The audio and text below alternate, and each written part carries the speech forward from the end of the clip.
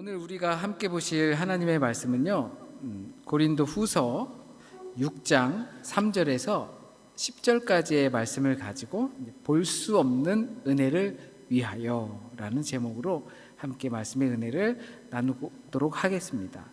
우리가 함께 새길 말씀은요, 9절 말씀입니다. 무명한 자 같으나 유명한 자요, 죽은 자 같으나 보라 우리가 살아있고 징계를 받는 자 같으나 죽임을 당하지 아니하고. 아멘. 이 말씀을 가지고 볼 수 없는 은혜를 위하여라는 말씀의 인사를 나누도록 하겠습니다. 어쩌면 유럽 지방에서 목회를 하고 있는 많은 목회자분들이 오늘 새길 말씀과 같은 무명한 자 같으나 유명한 자요라는 말씀이 크게 다가오지 않을까 생각합니다. 너희들이 보기에는 비록 인원도 적고 어떤 권세나 이런 것들을 내세울 것들이 없지만 몰라서 그렇지 꽤 힘있는 자다라고 마음속에 품고 이와 같은 말씀이 우리에게 위로가 되지 않을까라는 생각을 더불어 해봅니다. 믿음을 갖고 살아가다 보면요, 과연 잘 믿고 있는 걸까? 라는 생각이 들 때가 있습니다. 꼭 믿음이 아니어도 인생을 살아갈 때도 더불어 생각이 들죠. 잘 가고 있는 걸까? 잘 살고 있는 걸까? 아무래도 우리의 앞에 미래는 불투명할수록 이와 같은 생각이 들기 마련이에요. 잘 가고 있는 걸까? 맞게 가고 있는 걸까? 마치 어두운 곳에서 발을 하나하나 조심스럽게 내딛는 내 모습을 비추어 볼 수가 있습니다. 아무리 조심히 가더라도 과연 방향이 맞는 건지 싶을 때도 있습니다. 한 번도 가보지 않은 길을 가는 모든 사람들이 겪는 일일 겁니다. 요즘은 내비게이션이 너무 좋아서 내가 지금 어떻게 가고 있는지 몇 미터 내외까지 찍어줍니다. 걸어가다 보면 그게 방향이 어떻게 가고 있는지까지 말해줍니다. 한눈에 위성 사진을 통해서 다 볼 수가 있습니다. 하지만 우리 인생이란 그런 내비게이션 같은 게 없지요. 그러니까 불안한 마음을 떨쳐버릴 수가 없습니다. 우리 인생은 모두가 한 번도 가보지 않은 길을 가는 겁니다. 한 번도 살아보지 않은 46살의 삶을 살아가고 있고요. 한 번도 살아보지 않은 이 6월의 풋풋한 날씨를 살아보고 있습니다. 반복되는 것 같지만 우리의 내일은 한 번도 내가 경험해보지 못한 내일일 겁니다. 그러다 보니 당연히 불안할 수밖에 없습니다. 그렇기 때문에 우리가 너무 디테일한 것에 목매일 필요는 없어요. 악마는 디테일에 있다라고 하죠. 디테일을 가지고 우리를 시험에 들게 하거나 우리를 어려움에 쌓이게 하는 것은 악마가 디테일이 있는 게 맞나요? 뭐가 하여튼 나쁜 게 되게 디테일에 있다고 하죠. 우리는 거기에 빠질 필요가 없습니다. 왜냐하면 우리는 한 번도 가보지 않은 내일을 갈 거기 때문에 그렇습니다. 그러면 뭐가 중요하냐면 프레임이 중요합니다. 방향성이 중요하고 가치 기준이 중요합니다. 앞으로 알 수 없는 길을 가는 모든 사람들에겐 디테일, 조목조목이 아니라 크게 내가 방향을 맞게 가고 있는지, 내 생각의 가치 판단의 기준이 큰 틀 안에서 옳은지를 생각해야 합니다. 바울도 그렇고 예수께서도 말씀하셨습니다. 사람을 외모로 판단하지 말라. 오늘 본문 전에도 그렇게 말을 했습니다. 여기서 외모에 들어갈 수 있는 게 뭐가 있을까요? 생김새도 들어가겠죠. 내가 눈으로 볼 때 티가 나는 대부분의 것들을 외모라고 할 수 있을 겁니다. 옷차림새, 머리 스타일, 생김새, 어떤 차를 타는지, 어떤 집에 사는지, 어떤 직업군에 있는지, 이런 것들로 사람들을 때로는 나보다 낮게 보거나 때로는 나보다 높게 봅니다. 자신의 것을 아낌없이 그 사람에게 그래서 주거나 하는 판단의 기준이 되면 안 된다라는 것입니다. 내가 보기에 저 사람은 나보다 조금 못하니까 이 사람한테 주는 거를 이 사람한테 나는 안 줘도 돼 라는 마음이 은근히 우리 안에 자리 잡는 것, 그게 외모로 판단하는 겁니다. 저는 이런 말씀을 들을 때마다 뉘우치는 부분이 굉장히 큽니다. 저는 알고 보면 되게 외모로 사람을 판단하는 성향이 짙은 것 같아요. 사람의 겉으로 보이는 모습을 보고 그 사람을 판단하는 경향이 되게 많은 것 같아요. 쟤는 머리가 왜 저래? 쟤는 길바닥에서 왜 저래? 왜 저렇게 입고 다녀? 왜 저런 삶을 사는 거야? 그래서 이렇게 외모로 사람을 판단하지 말라와 같은 종류의 말씀을 들으면 계속 찔리는 부분이 있어요. 아닌 것 같지만 저는 그렇게 외모로 사람을 판단하거든요. 이게 판단으로 끝나면 괜찮을 것 같아요. 내가 혼자 저 사람은 왜 저래? 뭐 저렇게 생겼어? 뭐 저렇게 놀아? 웃기게 생겼네? 그러는 게 뭐 크게 문제는 되지 않을 것 같잖아요. 근데 이것이 차별로 이어져요. 나보다 괜찮은 사람에겐 커피 한잔 합시다. 식사 한번 합시다. 식사도 대접하고 또 어디도 데리고 가고. 근데 나보다 좀 도움이 안 될 것 같고 나랑 어울리면 내 격이 좀 떨어질 것 같은 사람들은 차 한잔 마시자는 이야기도 잘 하지 않습니다. 물론 우리가 살아가는데 나랑 맞는 사람이 있고요, 그렇지 못한 사람도 분명히 있지요. 편한 사람이 있고 불편한 사람이 있겠죠. 그런데 그 기준이 사람의 외모, 외형 때문에 차별하는 건 아니지 않나 싶은 겁니다. 그러면 성경은 왜 외모로 판단하지 말라, 이런 기준을 가지면 안 된다라고 했을까요? 우리는 참된 것과 그렇지 않은 것, 거짓된 것이 뒤엉킨 세상에서 살아갑니다. 내가 가지고 있는 소음만큼이나 겉으로 보이는 것도 여전히 중요하다는 뜻입니다. 그리스도인들의 겉모습들이 세대를 지나면서 여러 성향들로 바뀐 것이 있습니다. 제 기억에 있는 것만으로는 추론해보면 그리스도인들은 성공해야 된다, 그것이 곧 하나님의 복이다 라고 생각할 때가 있었습니다. 그리고 그 지나친 하나님의 복을 중심으로 살다가 보니까 기복신앙화가 되어버렸어요. 기복적인 신앙의 모습이 지나치게 강조되다 보니까 이거는 좀 아닌 것 같다, 우리 잘못 믿고 있는 것 같다, 잘못 가고 있는 것 같다. 그래서 자발적인 헌신의 모습, 자발적인 청빈의 모습, 가난하게 살고 성공을 추구하지 않으면서 사는 모습도 기독교 내에서 갖게 되었어요. 은연중에 우리도 정말 힘들고 가난하게 살고 그러면서 신앙생활을 하다 보면 이게 진짜 신앙이지.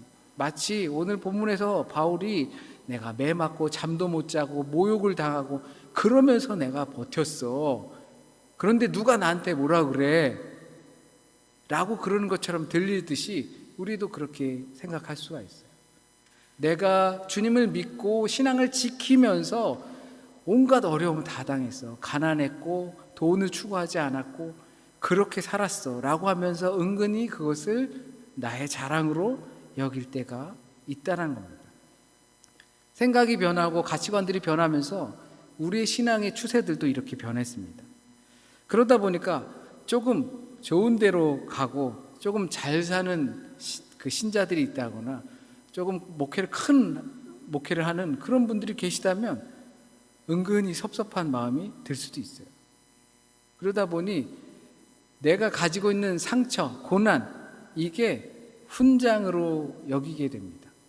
내가 이와 같은 고난을 당했어. 내가 힘들고 어려운 곳에서 참고 믿음을 지키는 것이 자랑거리로 여겨진다는 거죠. 그렇다면 과연 하나님께서 나에게 복을 주셔서 내가 편하게 삽니다 라고 하는 것과 이런 어려운 상황 속에서도 내가 자리를 믿음을 지켰습니다 라고 하는 이 표현에 대해서 얼마나 큰 차이가 있을까요?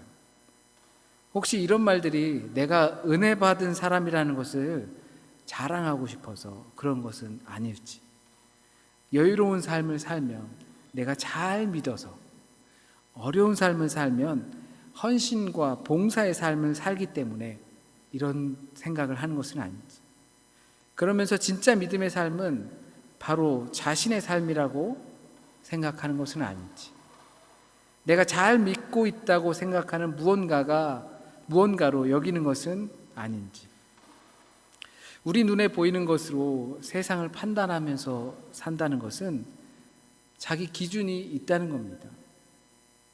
판단을 내리는 자기 기준이 때로는 자기 의, 자기 자랑으로 사용될 수가 있습니다.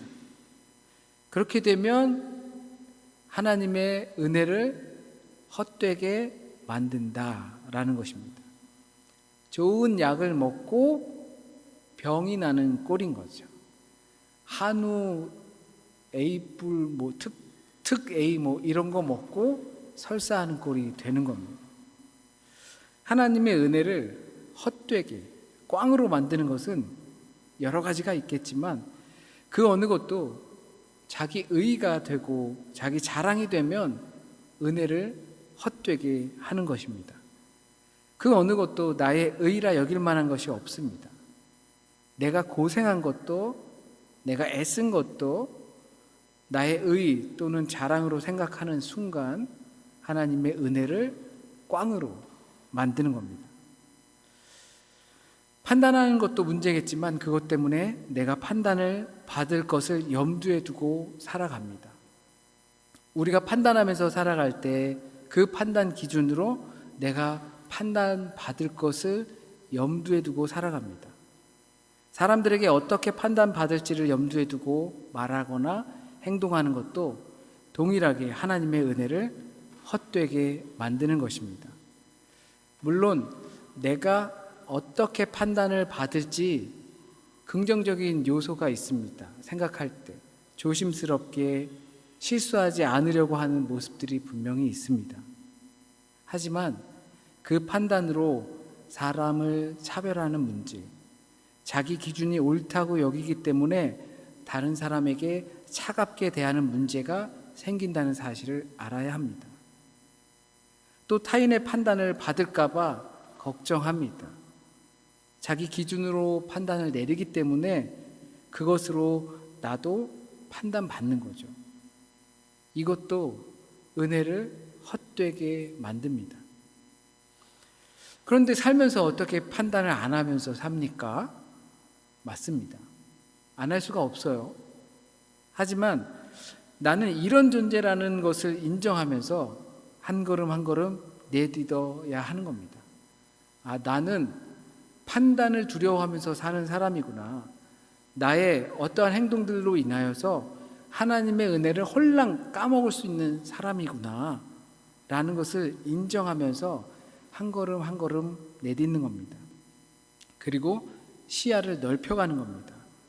그리고 내가 맞추고 있는 초점을 바꾸는 겁니다. 사진기에는요, 조리개라는 것이 있습니다. 요즘은 워낙 핸디 사진이 좋아져서 그냥 대충 찍어도 작품이 있죠. 그런데 기계식 사진기에는 조리개라는 것이 있어요. 빛이 통과돼서 들어와서 착상이 돼서 그것이 사진 필름에 얹히고 하는데 그 부분을 조리개가 있어요.